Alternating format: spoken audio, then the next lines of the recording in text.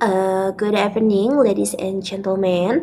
Let me begin today's talk with a quote that challenges how we view human rights globally. Indigenous people don't plead for new rights; they demand recognition of fundamental rights that have coexisted since them immemorial.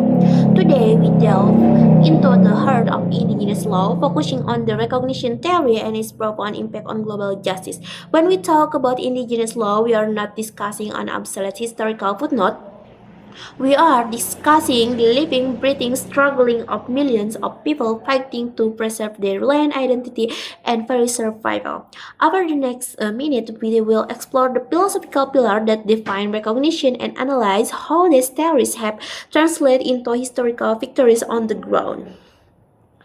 To understand the legal battle of today, we must first understand the philosophical foundation of recognition. Social philosophers argue that recognition is not a state charity but a pure human requirement.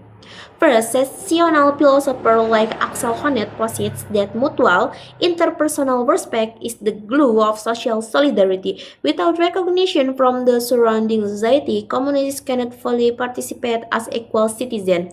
Second is Jürgen Habermas tells us that the true recognition cannot be forced or patronizing. It must be negotiated through open, communicative, and inclusive dialogue, where the state and indigenous people sit at the table as absolute equal. And finally, Charles Taylor, in his landmark work, The Politics of Recognition, warns us of the danger of misrecognition when a dominant society forces minority cultures to assimilate or ignores their distinctiveness. It is implied a deep psychological and institutional one. Misrecognition, Taylor argues, is not just a lack of respect, it is an active form of systemic oppression. So, how does this philosophical see this philosophy translate into international law? It manifests as the right of self-determination. Prominent legal scholars like Rudolf Stephen Hanged and S. James Anaya argued that self-determination for indigenous people is fundamentally different from secession or national division. It is not about tearing countries apart. Instead, it is about creating a truly pluralistic state. It is about allowing indigenous communities to govern their internal, local, and cultural affairs. The right is strongly codified in the United Nations Declaration on the Rights of Indigenous People, or we can call that its UNDRIP, especially Article 3 and 4 guarantee autonomy in local governance, while Article 23 and 26 protect the absolute inalienable right of indigenous people to own, manage, and protect their ancestral lands and traditional resources. Why? Because you cannot protect a culture if you don't protect the physical land on which that culture thrives. From these theories, we can extract five critical pillars of recognition theory. Let us examine the first two. Is The pillar one is foundational legitimacy as argued by James Anaya. Constitutional and state recognition is the starting point. When a national constitution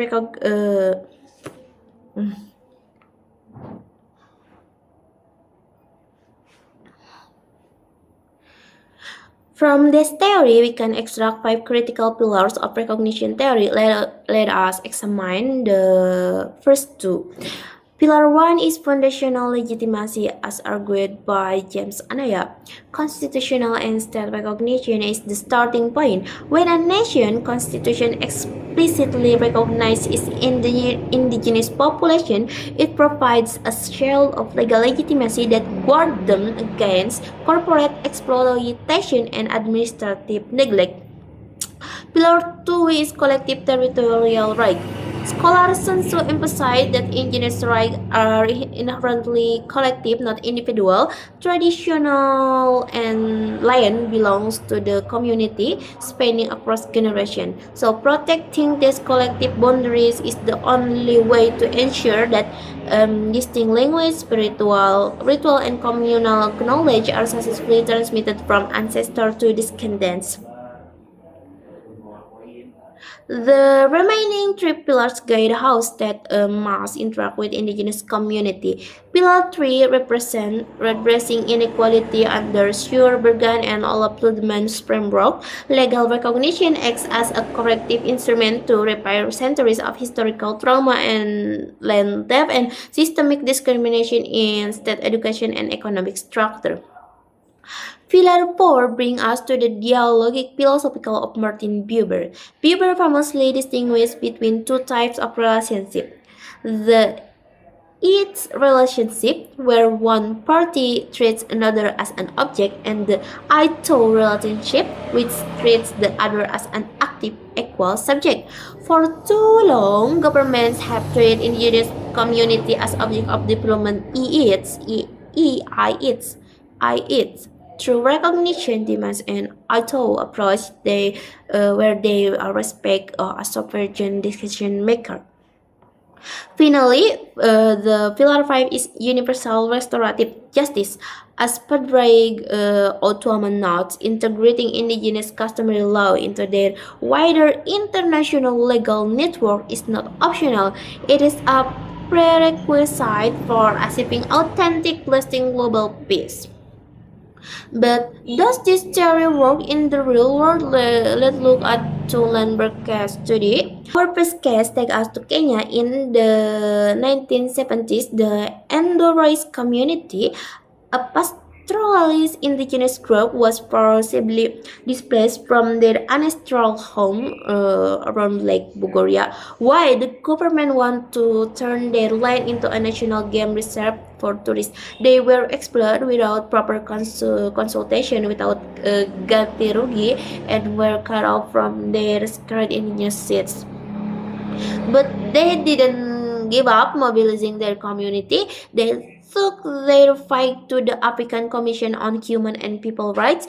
In 2010, the Commission delivered a historic ruling. It declared that the Kenyan government had violated the Endorois collective rights to land, development, and religious practice. This landmark case forced Kenya to create a national land commission and recognize its ancestral land titles, proving that international human rights mechanism can successfully hold sovereign and state accountable. Our second case study explored intersectional discrimination. It is the case of Sandra Lovelace from Canada. Under Canada colonial era Indian Act, an indigenous woman who married a non-indigenous man automatically lost her indigenous status, her right to live on her ancestral reserve, and her access to community resources. Shockingly, this rule didn't apply to indigenous men who married non-indigenous women. Sandra, a Malaysian woman, challenged this blatant gender discrimination. She took her petition all the way to the United Nations Human Rights Committee, invoking Article 27 of the ICCPR, which protect minority cultural rights. The UN ruled that Canada's law unjustly stripped Lovelace of her cultural identity.